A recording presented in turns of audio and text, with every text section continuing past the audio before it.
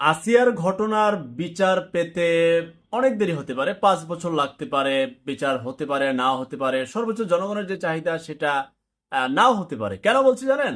আজকের বাংলাদেশ প্রতিদিন পত্রিকার সেম ঘটনা, হ্যাঁ, 3 বছর 5 বছর আগে রাজধানীর কামরাঙ্গীর চরে 13 বছরের এক কিশোরীকে ঘটনাটা, এখন এটার রায় দিছে ট্রাইব্যুনাল, 3 জনের যাবজ্জীবন।